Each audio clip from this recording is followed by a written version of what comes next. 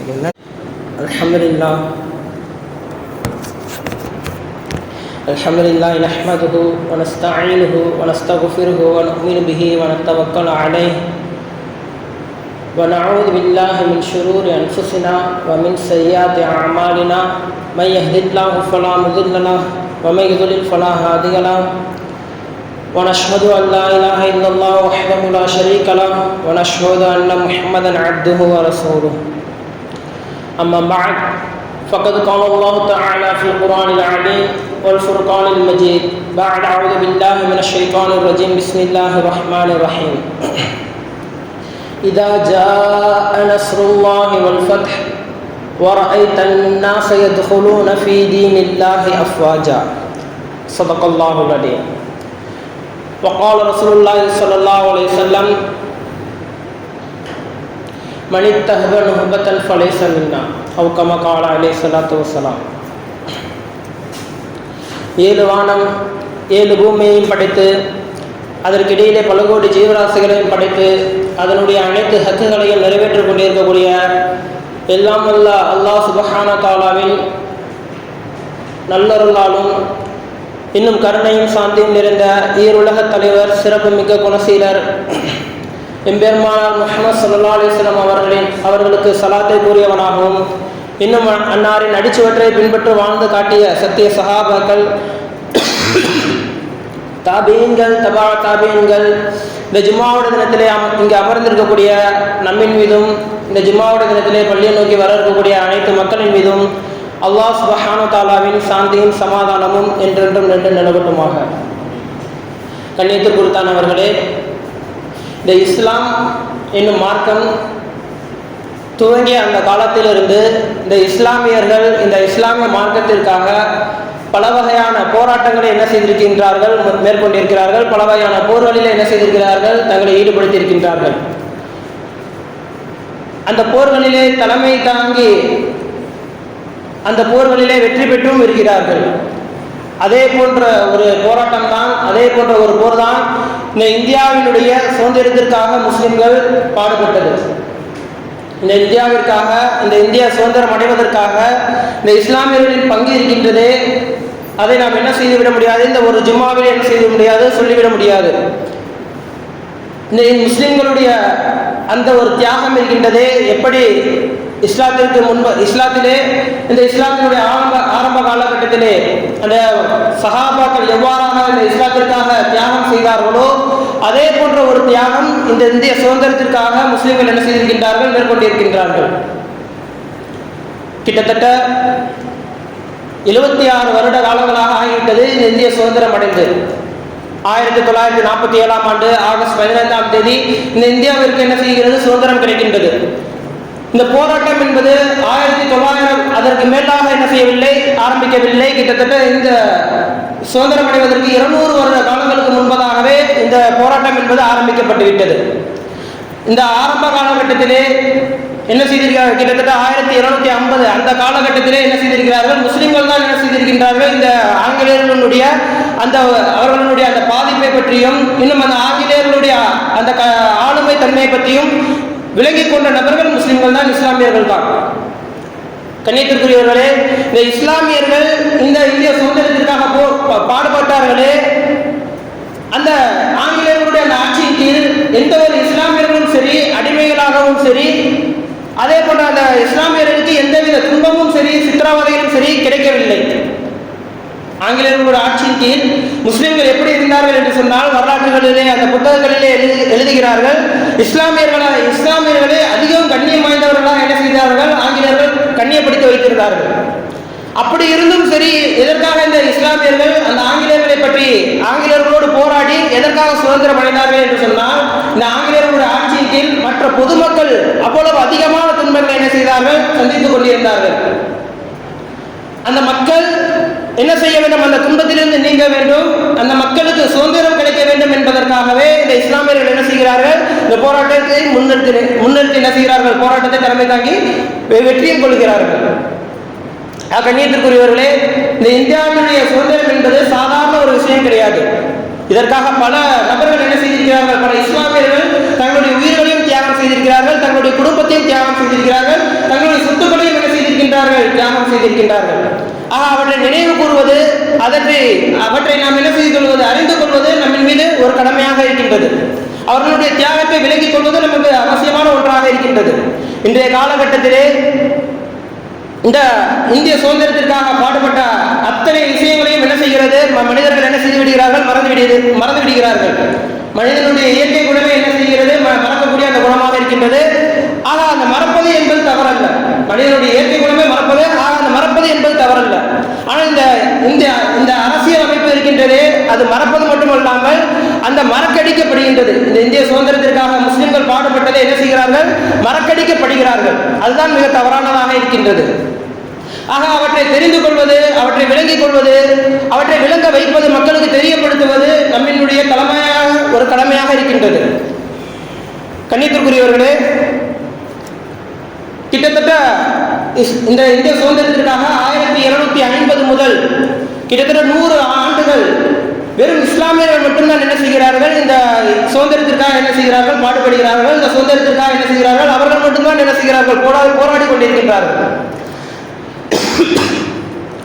முதலாக இந்த போராட்டத்தை தொடங்கியவர்கள் சிராஜுத் தௌலா எனக்கூடிய ஒரு மன்னர். இவர் கிபி 1756 ஆண்டு என்ன செய்கிறார்கள், இந்த போராட்டத்தை என்ன செய்கிறார்கள், முன்னெடுக்கிறார்கள். தன்னுடைய கையிலே என்ன செய்கிறார்கள், எடுத்துக் கொள்கிறார்கள். தன்னுடைய தந்தையின் தந்தை என்ன செய்கிறார்கள், இவரிடத்திலே ஒரு வசியத் செய்கிறார்கள். தன்னுடைய மரண தருவாயிலே இவரிடத்திலே ஒரு வசியத் செய்கிறார்கள். எனது அருமை பேரனே, இந்த ஆங்கிலேயர்கள் இருக்கிறார்களே, அவர்கள் மிகவும் மோசமான நபர்கள். இவர்களை கோட்டையை கட்டிக்கொள்வதற்காகவோ அல்லது இவர்களுடைய இராணுவத்தை அமைத்துக் கொள்வதற்கு நீ இடம் கொடுத்து விட்டாய் என்று சொன்னால் இவர்கள் எப்படி ஆகிவிடுவார்கள் சொன்னால், இந்த நாடை உன்னுடைய நாடே இல்லாமல் ஆக்கிவிடுவார்கள். அதான் நீ என்ன செய், இவர்களுக்கு இடம் அளிக்காதே என்பதாக அவருடைய தந்தையின் தந்தை என்ன செய்கிறார்கள், அவருக்கு வசியம் செய்கிறார்கள். இதை என்ன செய்கிறார்கள், அடிப்படையாக கொண்டு அவர்கள் என்ன செய்கிறார்கள், அந்த போராட்டத்தை முதலாக என்ன செய்கிறார்கள், தலைமை இருக்கிறார்கள். முதலாக ஆங்கிலேயர்கள் என்ன செய்கிறார்கள், எதிர்க்க ஆரம்பிக்கிறார்கள்.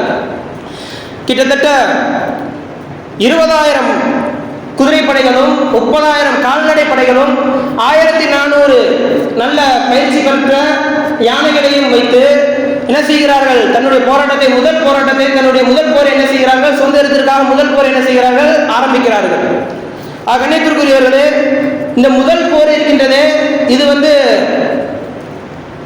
அந்த சுதந்திரத்திற்கு முன்பதாக ஒரு 100 வருடங்களுக்கு முன்பதாக ஏற்படவில்லை. கிட்டத்தட்ட 200 வருடங்களுக்கு முன்பதாக என்ன செய்கிறது, ஏற்படுகிறது. முதலாக என்ன செய்கிறார்கள், ஆங்கிலேயர்களுடைய ஆட்சியின் கீழ் முஸ்லிம்கள் என்ன செய்கிறார்கள், மிகவும் சந்தோஷமாக தான் இருக்கிறார்கள். அப்படி இருக்கக்கூடிய சூழ்நிலையிலும் என்ன செய்கிறார்கள், போராட்டத்தை என்ன செய்கிறார்கள், வலியுறுத்தி நடத்தி செல்கிறார்கள். காரணம் என்ன, அவருடைய ஆட்சியின் கீழ் மக்கள் என்ன செய்கிறார்கள், பெரும் துன்பங்கள் அடைகிறார்கள், என்ன செய்கிறார்கள், பாதிக்கப்படுகிறார்கள். அதை என்ன செய்கிறார்கள், தங்களுடைய மக்களை என்ன செய்ய காக்க வேண்டும் என்பதற்காக என்ன செய்கிறார்கள், இவ்வாறாக என்ன செய்கிறார்கள், போர் செய்ய ஆரம்பிக்கிறார்கள். கண்ணியத்திற்குரியவர்களே, இந்த போராட்டம் இருக்கின்றது, இந்த முஸ்லிம்களுடைய போராட்டம் இருக்கின்றது. எவ்வாறாக மக்கத்து காபிர்களிடத்திலிருந்து மதீனத்து சஹாபாக்கள் எவ்வாறாக போர் செய்து அந்த இஸ்லாத்தை என்ன செய்தார்களோ, வளர்த்தார்களோ, அதே போன்று இந்தியாவினுடைய அந்த சுதந்திரத்திற்காக இஸ்லாமியர்கள் என்ன செய்தார்கள், அந்த ஆங்கிலேயர்களிடத்தில் என்ன செய்தார்கள், போர் செய்து என்ன செய்தார்கள், வெற்றியும் கண்டார்கள். பல முறையில் என்ன செய்திருக்கிறார்கள், வெற்றியும் கண்டிருக்கிறார்கள். அதிகமான இஸ்லாமியர்கள் தோற்றுவதற்கான காரணம் என்ன என்பதாக பார்க்கும் பொழுது, அவர்கள் என்ன செய்தார்கள், நேரடியாக வெற்றி கொள்ள முடியாமல் துரோகத்தினால் என்ன செய்கிறார்கள், அவர்களே வெற்றி கொள்கிறார்கள். இந்த துரோகம் இருக்கின்றது, அது இந்த இஸ்லாமியர்களுக்கு கிடைக்கப்பட்ட மிகப்பெரிய ஒரு சாபக்கேடாக இருக்கின்றது. இஸ்லாமியர்களை நேரடியாக எவரும் என்ன செய்ய முடியாது, சண்டையிட்டு ஜெயிக்க முடியாது, வெற்றி பெற முடியாது. அப்படி இருக்கக்கூடிய சூழ்நிலையிலே என்ன செய்கிறார்கள், சூழ்ச்சி செய்கிறார்கள். ஆங்கிலேயர்கள் என்ன செய்கிறார்கள், மிகப்பெரிய ஒரு சூழ்ச்சி செய்கிறார்கள். அதுதான் என்னவென்று சொன்னால், மக்களை என்ன செய்கிறார்கள், தனித்தனியாக பிரிக்கிறார்கள். தனித்தனியாக அவர்கள் என்ன செய்கிறார்கள், பிரித்துக் கொண்டு தனித்தனியாக அவர்கள் என்ன செய்கிறார்கள், அடிமைப்படுத்துகிறார்கள். அடுத்தபடியாக ஹைதர் அலி அவர்கள் என்ன செய்கிறார்கள், மைசூருடைய அந்த மன்னர் ஹைதர் அலி அவர்கள் கிட்டத்தட்ட 2 வருட காலங்கள் 1767 ஆண்டு முதல் 1768 ஆண்டு வரை கிட்டத்தட்ட 2 வருட காலங்கள் என்ன செய்கிறார்கள், அந்த ஆங்கிலேயர்களை எதிர்த்து என்ன செய்கிறார்கள், போருக்கு தலைமை தாங்கி என்ன செய்கிறார்கள், வழிநடத்தி சொல்கிறார்கள். அப்பொழுது இந்த நம்மளுடைய அந்த ஈரோடு பகுதியில் என்ன செய்கிறார்கள், ஆங்கிலேயர்களுடைய அந்த இராணுவ தளவாடம் என்ன செய்கிறது, அமைக்கப்பட்டிருக்கின்றது. அந்த ஆங்கிலேயர்களுடைய அந்த இராணுவ தளவாடத்திற்கே வந்து என்ன செய்கிறார்கள், அவர்கள் அந்த ஆங்கிலேயர்களை அடித்து அவர்கள் என்ன செய்கிறார்கள், விரட்டி அடிக்கிறார்கள். பிறகு இரண்டாவதாக என்ன செய்கிறார்கள், 1780 அந்த காலகட்டத்தில் என்ன செய்கிறார்கள், கர்நாடகாவிலே முதல் கர்நாடக மைசூர் போர் என்பதாக அந்த போருக்கு என்ன செய்கிறார்கள், பெயர்கள் வைக்கிறார்கள். அவர்கள் என்ன செய்கிறார்கள், அந்த மைசூரிலே என்ன செய்கிறார்கள், ஆங்கிலேயர்களை எதிர்த்து என்ன செய்கிறார்கள், போர் செய்கிறார்கள். இவர்களுடைய மகனார் தான் திப்பு சுல்தான், மைசூரின் புலி என்பதாக சொல்வார்கள். திப்பு சுல்தான் அவர்கள் இவர்களுடைய தந்தை வஃபாத்திற்கு பிறகு திப்பு சுல்தான் அவர்களிடத்தில் பதவி போகிறது. அந்த ஆட்சியினுடைய பதவி என்ன செய்கிறது போகிறது. ஆட்சியினுடைய அந்த பதவி கிடைத்த அந்த தருணத்தில் அவர் கூறிய முதல் வார்த்தை என்னவென்று சொன்னால், நம்ம எல்லாம் சற்று சிந்தித்து பார்க்க வேண்டும். பஞ்சு மெத்தையிலே நான் உறங்குவதை காட்டிலும், நான் இந்த என்னுடைய ஆட்சியின் கீழே என்னுடைய அந்த அரண்மனையிலே இருக்கக்கூடிய அந்த பஞ்சு மெத்தையில் நான் உறங்க வேண்டும் என்று சொன்னால் நான் என்ன செய்ய வேண்டும், முதலில் ஆங்கிலேயர்களை விரட்டி அடித்த பின்புதான் என்ன செய்வேன், என்னுடைய பஞ்சு மெத்தையிலே உறங்குவேன் என்பதாக என்ன செய்கிறார்கள், சபதம் எடுக்கிறார்கள். தன்னுடைய அரண்மனையில் என்ன செய்யவில்லை, அவர்கள் தங்கவில்லை. தன்னுடைய அந்த அரண்மனையினுடைய அந்த ரூமிலே என்ன செய்வது, அவர்கள் தங்கவில்லை. இன்னும் அவர்கள் கூறினார்கள், 200 ஆண்டுகள் ஆடுகளாக, நரியாக, ஓனாயாக வாழ்வதை காட்டிலும் 2 நாட்கள் புலியாக வாழ்வதை சிறந்தது என்பதாக என்ன செய்கிறார்கள், மேற்கொண்டு என்ன செய்கிறார்கள், போர்க்களத்தை நோக்கி என்ன செய்கிறார்கள், அவர்கள் பயணம் செய்கிறார்கள். கிட்டத்தட்ட தன்னுடைய 16 வருட ஆட்சி காலத்திலே 8 வருடம் என்ன செய்கிறார்கள், போர்க்களத்திலே என்ன செய்கிறார்கள், கழிக்கிறார்கள். 8 வருட காலம் என்ன செய்கிறார்கள், அந்த சுதந்திரத்திற்காக தங்களுடைய வாழ்க்கை என்ன செய்கிறார்கள், அர்ப்பணிக்கிறார்கள். அதே போன்று அதற்கு முன்பதாக இந்த இந்தியாவுடைய நாடு இருக்கின்றதே, அது சிற்றரசுகளாக இருந்தது. இதை ஒன்று சேர்த்தவர் இந்த நாடு இந்தியா என்பது இப்படி நம்ம பார்த்துக் கொண்டிருக்கக்கூடிய அந்த மேப் இருக்கின்றது, அதை ஒற்றுமையாக ஆக்கிய நபர் தான் பகதூர் ஷா, மன்னர் பகதூர் ஷா. அவர் இந்த சிற்றரசுகளை என்ன செய்கிறார்கள், முதலில் என்ன செய்கிறார்கள், ஒன்று சேருவோம் என்பதாக என்ன செய்கிறார்கள், ஒன்றிணைக்கிறார்கள். அந்த சிற்றரசுகளுக்கு அனைவருக்கும் தலைவராக என்ன செய்கிறார்கள், இவர்கள் பதவி வகிக்கிறார்கள். கண்ணியத்திற்குரியவர்களே, அந்த அத்துணை அந்த இந்தியாவினுடைய அந்த பெரும் பேரரசிற்கு அவர்கள் என்ன செய்கிறார்கள், தலைவராக இருக்கின்றார்கள். இவர்களுடைய அந்த ஆட்சி இருக்கின்றது, இவர்களுடைய அந்த போராட்டம் இருக்கின்றது, மிகவும் சிறப்பு வாய்ந்த ஒரு போராட்டமாக இருக்கின்றது. இவருடைய அந்த ஆட்சியிலே அவர்கள் என்ன செய்கிறார்கள், அந்த டெல்லியினுடைய செங்கோட்டை என்ன செய்கிறார்கள், ஆங்கிலேயர்கள் என்ன செய்கிறார்கள், கைப்பற்றி விடுகிறார்கள். அந்த கைப்பற்றி அந்த தருணத்திலே இவர்கள் என்ன செய்கிறார்கள், தங்களுடைய தலையை, அந்த பகதூர் ஷாவுடைய அந்த தலையை என்ன செய்கிறார்கள், ஆங்கிலேயர்கள் தலையை வெட்டிவிட்டு அதை கழுகுக்கு என்ன செய்கிறார்கள், இரையாக ஆக்கி விடுகிறார்கள். அந்த தலையை வந்து என்ன செஞ்சாங்க, வெட்ட வெளியில வச்சு விட்டுட்டு கழுகுகள் வந்து கொத்தி தின்னக்கூடிய அளவுக்கு என்ன செஞ்சாங்க, ஈவிரக்கம் இல்லாம அந்த தலையை விட்டுட்டு வந்துடுறாங்க. அடக்கம் கூட பண்ணல, அதை தூக்கி என்ன செய்யற, ஒரு ஓரமா கூட வைக்கல. என்ன செஞ்சாங்க, வெட்ட வெளியில கழுகுக்கு என்ன செஞ்சாங்க, இரையாக்கிட்டு வந்துடுறாங்க. இவருடைய அந்த அடக்க ஸ்தலத்திலிருந்து தன்னுடைய அந்த ஒரு கைப்பிடி மண்ணை எடுத்துட்டு வந்து நேதாஜிக்கு என்ன செய்யறாங்க, அன்பளிப்பாக கொடுக்குறாங்க. நேதாஜி அவர் என்ன செய்யறாரு, தன்னுடைய அந்த ஒரு வாள் வச்சிருப்பாங்க. நேதாஜி தன்னுடைய கையில வந்து ஒரு தங்க வாள் என்ன செஞ்சிருப்பாங்க, வச்சிருப்பாங்க.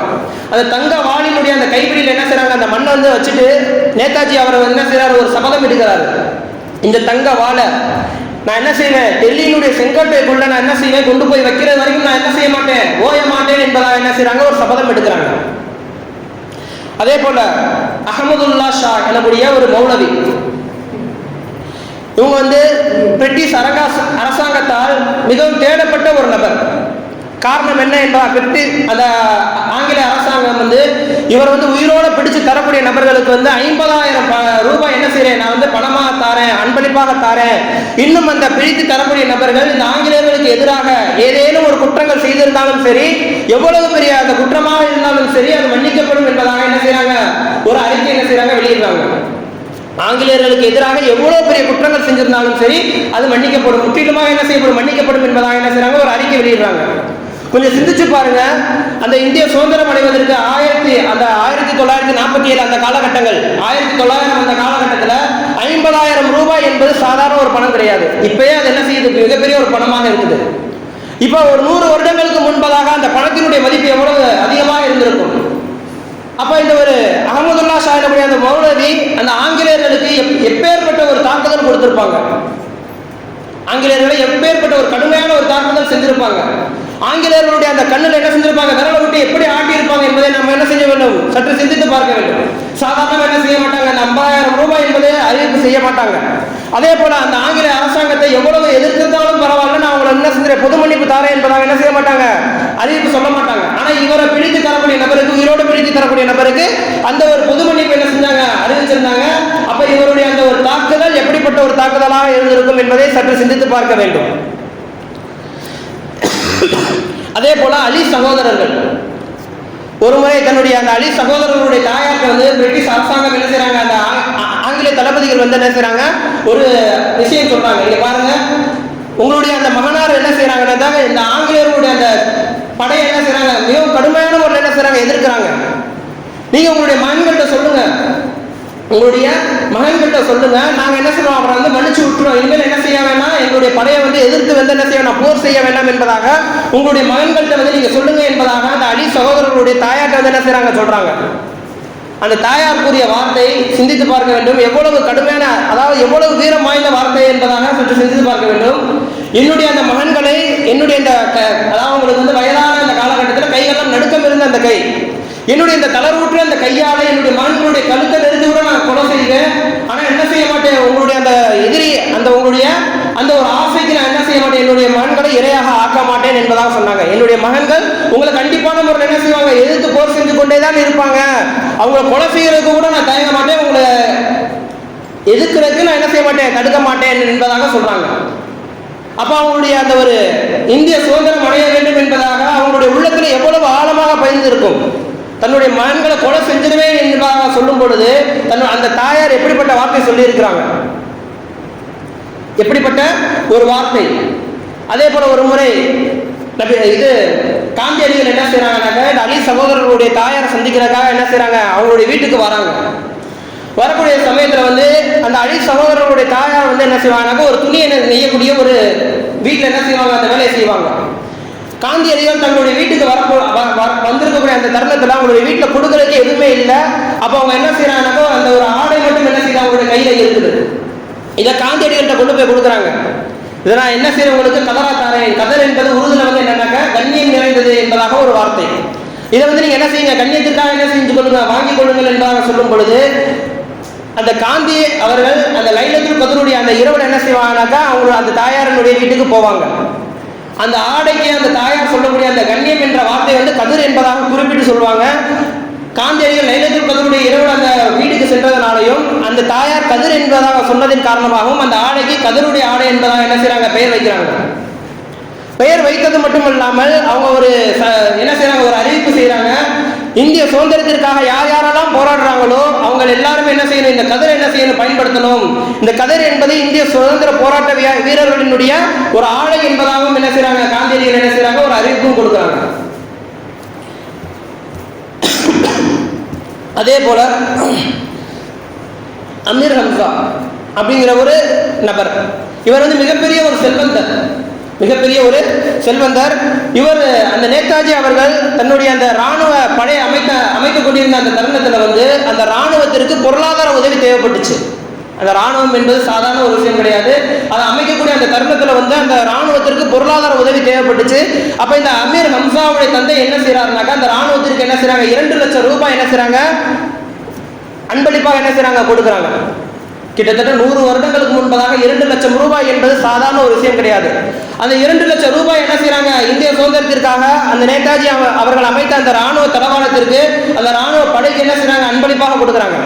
இன்னும் ஒரு அறிவிப்பு செய்யறாங்க, இந்த நேதாஜி அவர்களுக்கு போடப்பட்ட அந்த மாலைகளை என்ன செய்வோம், நம்ம ஏலத்தில் என்ன செய்வோம், விடுவோம். அந்த ஏலத்தின் மூலமா வரக்கூடிய அந்த பணத்தை வச்சு என்ன செய்வோம்னாக்க, அந்த பணத்தையும் என்ன செய்வோம், நம்ம வந்து என்ன செய்வோம், ராணுவத்திற்கு என்ன செய்வோம், அந்த தொகையாக வந்து என்ன செய்வோம், சேர்த்துருவோம் என்பதாக சொல்லும் பொழுது அப்போது அந்த அமீர் ஹம்சா எனக்கூடிய அந்த நபர் என்ன செய்யறாருனாக்க 3 லட்சம் ரூபாய் கொடுத்து என்ன செய்யறாங்க, அந்த மாலையில் என்ன செய்யறாங்க, வாங்குறாங்க. அந்த காசு ராணுவத்தில் சேர்க்கப்படும் என்பதாக சொன்ன அந்த வார்த்தையின் காரணமாக அவங்க என்ன செய்யறாங்க, 3 லட்சம் ரூபாயை கொடுத்து அந்த மாலை என்ன செய்யறாங்க, வாங்குறாங்க. அந்த ராணுவத்திற்கு என்ன செய்யறாங்க, மிகப்பெரிய ஒரு பொருளாதார உதவி என்ன செய்யறாங்க, சேர்க்கிறாங்க. அதே போல வந்து பேகம் எனக்குடைய ஒரு ஹஜரத்தினுடைய மகள் அவங்க என்ன செய்யறாங்கனாக்கா, ராணுவத்தை அந்த ஆங்கிலேயனுடைய படை என்ன செய்யறாங்கனாக்கா எழுத்து என்ன செய்யறாங்க, போர் செஞ்சு கொண்டிருக்கிறாங்க. கிட்டத்தட்ட ஆங்கிலேயர்கள் 3 முறை என்ன செய்யறாங்கனாக்கா இந்த இவர்களுடைய அந்த தாக்குதலை தாங்க முடியாம என்ன செய்யறாங்கனாக்கா சமாதான கொடி என்ன செய்யறாங்க, ஏத்துறாங்க. உங்களுடைய தாக்குதல் என்ன செய்ய முடியல, எங்களால சமாளிக்க முடியல, உங்களுடைய தாக்குதல் என்ன செய்ய முடியல, எங்களால தாங்க முடியல, எங்களுக்கு என்ன செய்யுங்க, கொஞ்சம் இறக்கம் காட்டுங்க என்பதாக என்ன செய்யறாங்க, சமாதான கொடி என்ன செய்யறாங்க, ஏத்துறாங்க. கண்ணியத்திற்குரியவர்களே, இந்த இந்திய சுதந்திரத்திற்காக இஸ்லாமியர்களுடைய பங்கு மிக அதிகம். அதே போல ஷா வலியுல்லா அவர்களுடைய தலைமையில என்னன்னாக்கா கிட்டத்தட்ட 1000 உலமாக்கள் ஆலிம்கள் என்ன செய்யறாங்கன்னாக்கா ஒன்று சேர்றாங்க. 1000 ஆலிம்கள் என்ன செய்யறாங்கன்னாக்கா ஒன்று சேர்றாங்க. அவங்க ஒன்று சேர்ந்ததற்கான காரணம் என்ன என்பதாக பார்க்கும் பொழுது இந்தியாவினுடைய சுதந்திரத்தை எப்படியாவது நம்ம என்ன செய்ய வேண்டும், பெற்று தர வேண்டும் என்பதற்காக என்ன செய்யறாங்க, ஒன்று சேர்றாங்க. கிட்டத்தட்ட இந்த 1000 உலமாக்களையும் என்ன செய்யறாங்க, ஆங்கிலேயர்கள் என்ன செய்யறாங்க, ஷஹீத் ஆக்கிடுறாங்க. அதுல ஒரு பிரிட்டிஷ் அதிகாரி ஒருத்தர் ஒரு வார்த்தை எழுதியிருக்கிறார். என்னன்னாக்க தன்னுடைய அந்த இந்தியா சுதந்திரம் கொடுத்ததுக்கு அப்புறமா என்ன செய்யறாரு, ஒரு அறிவிப்பு ஒரு பத்திரிகையில என்ன செய்யறாரு, பேட்டி கொடுத்திருக்கிறார். என்ன சொல்லியிருக்கிறாருனாக்க இந்தியாவில் காட்டி கொடுக்கக்கூடிய துரோகிகள் மட்டும் இல்லைனாக்க இந்த ஆலிம்கள் உலமாக்கள் சேர்ந்து என்ன செஞ்சிருப்பாங்கனாக்க கிட்டத்தட்ட 100 வருடங்களுக்கு முன்பதாகவே இந்தியாவை என்ன செஞ்சிருப்பாங்க, சுதந்திரம் என்ன செய்வாங்க, பெற்றுக் கொடுத்திருப்பாங்க என்பதாக என்ன செய்யறாரு, அறிவிப்பு கொடுக்குறாரு. அதே போல ஒரு ஆலிமுடைய மரண தருவாயில அந்த கடைசி நேரத்தில் சக்கராத்துடைய அந்த நேரத்தில் இருக்கக்கூடிய நேரத்தில் தன்னுடைய அந்த வீட்டுக்கு பக்கத்தில் என்ன செய்யறாரு, ஒரு ஆங்கில அதிகாரி என்ன செய்யறாருனாக்க காவலுக்கு நிற்கிறாரு. நிற்கிறப்ப இவருடைய கடைசி ஆசை என்னவா இருக்கும் என்பதாக கேட்போம். கேட்டு என்ன செய்வோம், பக்கத்துல தான் அவருடைய சொந்தக்காரங்க யாருமே இல்லை. அப்போ அவங்களுக்கு என்ன செய்வோம், எத்தி வைப்போம் என்பதாக போய் என்ன செய்யறாரு, கேட்கிறாரு. அந்த ஆலிம்கிட்ட போய் கேட்கிறாரு, உங்களுடைய கடைசி ஆசை என்ன, அதை சொல்லுங்க, உங்களுக்கு நான் என்ன செய்யறேன், அதை நிறைவேற்றி தரேன். என்னால நிறைவேற்ற முடியலன்ற பட்சத்தில் நான் என்ன செய்யறேன், உங்களுடைய குடும்பத்தார்கிட்ட என்ன செய்யறேன், அதை எத்தி வைக்கிறேன் என்பதாக சொல்லும் பொழுது அந்த ஆலிம் சொல்றாரு, இங்க பார்ப்போம் ஆங்கிலேயரே, நீ என்ன செய்யாத, கொஞ்சம் கோச்சுக்கிறாத, நான் சொல்லக்கூடிய வார்த்தை அந்த அளவுக்கு கடுமையான வார்த்தையாக இருக்கும், நீ என்ன செய்யாத, கோவப்படாத என்பதாக சொல்லிவிட்டு சொல்றாங்க, என்னுடைய வாழ்நாளில் குறைஞ்சது 2 ஆங்கிலேயர்களையாச்சும் நான் கொல்லணும்னு சொல்லி என்ன செஞ்சிருந்தேன், வெறி வச்சிருந்தேன், என்னுடைய நியத்தாக இருந்துச்சு. ஆனால் எனக்கு வயதாகிட்டதின் காரணமாகவும் நான் மரண தருவாயில இருக்கக்கூடிய காரணத்தினாலும் என்ன செய்ய முடியல, என்னால் அதை செயல்படுத்த முடியல என்பதாக என்ன செய்யறாங்க, அந்த வார்த்தையை சொல்றாங்க. சொன்னோடனே அந்த அந்த வீரருக்கு என்னன்னாக்கா மிகவும் தூக்கி வாரி போடுது. என்னன்னாக்கா வந்திருக்கிறது ஒரு ஆங்கிலேய வீரர். அவர்கிட்ட என்ன செய்யறாங்க, தைரியமான முறையில் என்ன செய்யறாங்க, அந்த வார்த்தையை சொல்றாங்க. இவ்வளவு தைரியமான முறையில் இந்த வார்த்தையை சொல்றாரே என்பதா என்ன செய்யறாரு, அவர் வியந்து பார்க்கிறாரு. அதே போல நம்ம அனைவருக்கும் தெரிஞ்ச ஒரு விஷயம் என்னன்னாக்கா, இந்த இந்திய சுதந்திரத்திற்காக போராடிய நபர்கள் என்னன்னாக்கா ஜாலியன் வாலாபாக் எனக்கூடிய அந்த ஒரு இடத்துல வச்சு என்ன செய்யறாங்கனாக்கா ஆங்கிலேயர்கள் சுத்தி என்ன செய்யறாங்க, ரவுண்டு கட்டி என்ன செய்யறாங்கனாக்கா சுட்டு கொள்றாங்க. இது இந்த சம்பவம் எல்லா பாட புத்தகத்திலும் என்ன செய்து வருது. ஆனா இந்த சுட்டு கொல்லப்பட்ட அந்த உயிர்கள், தங்களுடைய உயிர்களை தியாகம் செஞ்ச நபர்கள் யாரு, அந்த ஜாலியன் வாலாபாக்ல தங்களுடைய உயிர்களை தியாகம் செஞ்சது யாரு என்பதாக எந்தவித பாட புத்தகத்திலும் என்ன செய்ய வரல. கண்ணியத்திற்குரியவர்களே, அந்த ஜாலியன் வாலாபாக் என்பது ஒரு கிணற்றினுடைய பெயர். அந்த இடத்துல வச்சு சுட்டு கொல்லப்பட்டு அவங்களை அந்த கிணத்துல தூக்கி போட்டாங்க. அந்த கிணற்றினுடைய பேரே அந்த ஒரு விஷயத்திற்கு என்ன செஞ்சாங்க, பேராக மாத்திட்டாங்க. அந்த ஜாலியன் வாலாபாக்ல கிட்டத்தட்ட 1000 நபர்கள் இருக்கிறார்கள் என்று சொன்னால் அதுல 999 நபர்கள் என்ன செய்யறாங்க, முஸ்லிம்களாக இருந்தாங்க. 999 நபர்கள் முஸ்லிம்கள். அந்த 1000 நபர்கள் இருக்கிறார்கள் என்று சொன்னால் அதுல 999 நபர்கள் முஸ்லிம்கள். அந்த ஒரே ஒரு நபர் தான் என்னது, முஸ்லிம் அல்லாத நபர். இஸ்லாத்திற்காக தங்களுடைய உயிர்களை திறந்த அதிகமான நபர்கள் என்னது, முஸ்லிம்களாக தான் இருக்கிறார்கள். அதே போல அந்தமான் சிறை இருக்கிறது. அந்தமான் சிறை என்பது எதற்காக கட்டப்பட்டது என்று சொன்னால் இந்திய சுதந்திரத்திற்காக யார் யாரெல்லாம் போராடுகிறார்களோ அவர்கள் என்ன செய்வார்கள், அந்த அந்தமானுடைய சிறையில கொண்டு போய் என்ன செய்வாங்க, அடைச்சிருவாங்க. 4 பக்கத்திலும் என்ன செய்யுது, கடல் தண்ணி இருக்குது. அவங்களால என்ன செய்ய முடியாது, தப்பிச்சு போக முடியாது. எந்தவித தகவலும் என்ன செய்ய முடியாது, கொடுக்க முடியாது. அதற்காக அந்தமான் சிறை என்ன செய்யப்பட்டது, கட்டப்பட்டுச்சு.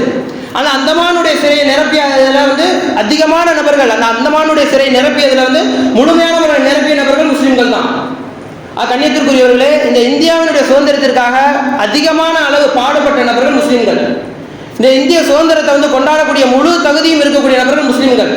ஆனால் இன்றைய காலகட்டத்தில் நம்ம என்ன நினைச்சுக்கிட்டு இருக்கோம்னாக்கா, இந்த சுதந்திரம் என்பது நமக்கு கிடையாது, நம்ம இதில் என்ன செய்யற, நமக்கும் இதுக்கும் சம்பந்தமே இல்லை என்பதாக நினைச்சு கொண்டு இருக்கிறோம். ஆனால் கிட்டத்தட்ட 3 பங்கு 2 மடங்கு பங்கு யார் போராடி இருக்காங்க, முஸ்லிம்கள் தான் போராடி இருக்காங்க.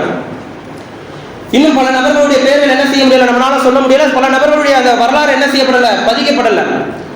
இந்த சுதந்திரத்திற்காக அதிகமான முறையில் பாடுபட்ட நபர்கள், அதிகமான முறையில் தன்னுடைய பொருளாதாரத்தையும் சரி, தன்னுடைய உயிர்களையும் சரி, தன்னுடைய அனைத்து சொத்து செல்வங்களையும் சரி இழந்தவர்கள் முஸ்லிம்கள். இந்த சுதந்திரத்தை போராடக்கூடிய, இந்த சுதந்திரத்தை கொண்டாடக்கூடிய அனைத்து தகுதியும் முஸ்லிம்களுக்கு இருக்கின்றது. கிட்டத்தட்ட வரக்கூடிய செவ்வாய்க்கிழமை சுதந்திர தினமாக இருக்கின்றது. அந்த சுதந்திர தினத்தை கொண்டாடுவது நம்மளுடைய ஒரு கடமையாக இருக்கின்றது. நம்மளுடைய மூதாதையர்கள், நம்மளுடைய முன்னோர்கள் அவர்களுடைய தியாகத்தை வெளிப்படுத்தக்கூடிய விதமாகவும், அவருடைய தியாகத்தை என்ன செய்யறோம், நம்ம என்ன செய்யறோம், சாதாரணமா ஏனோதானு சொல்லி விட்டுவிடாம அதை கண்ணியப்படுத்தக்கூடிய விதமாகவும் என்ன செய்யப்படுது, சுதந்திர தினம் கொண்டாடப்படுது. ஆனால் இன்றைய காலகட்டத்தில் அந்த சுதந்திரத்தினுடைய இந்திய முஸ்லீம்களுடைய அந்த போராட்டத்தினையும் அந்த இந்திய முஸ்லீம்களுடைய அந்த தியாகத்தையும் என்ன செய்யப்படுது, இந்திய அரசாங்கம் என்ன செய்யப்படுது, மறக்கடிக்கப்படுது. பாட புத்தகத்தின் வழியாகவும் சரி, மற்ற பொது இதழ்களின் வழியாகவும் சரி என்ன செய்யப்படுது, மறக்கடிக்கப்பட்டு கொண்டிருக்கின்றது. நம்ம மறந்து விடாமல் அதை நினைவுபடுத்திக் கொள்வதும், அதை நம் தன்னுடைய நினைவுகளை ஏற்றிக் கொள்வதும் நம்முடைய கடமையாக இருக்கின்றது. கண்ணியத்திற்குரியவர்களே, எவ்வாறாக நம்முடைய முன்னோர்கள் இந்த இந்திய சுதந்திரத்திற்காக போராடினார்களோ அதே போன்று நாமும் என்ன செய்ய வேண்டும், நம்முடைய இந்தியாவினுடைய சுதந்திரத்திற்காக நம்முடைய உணர்வுகளை என்ன செய்யப்படுத்த வேண்டும், வெளிப்படுத்த வேண்டும். அல்லாஹ் சுப்ஹானஹு வ தஆலா எதை சொல்லுமோ எதை கேட்டமோ அதன்படி அமல் செய்யக்கூடிய ஒரு தௌஃபீகை உங்களுக்கும் எனக்கும் தந்தல் புரிவானாக. வாஹிர் தஅவானா அனில் ஹம்துலில்லாஹி ரப்பில் ஆலமீன். சுன்னத்துல் தொழுது கொடுங்க.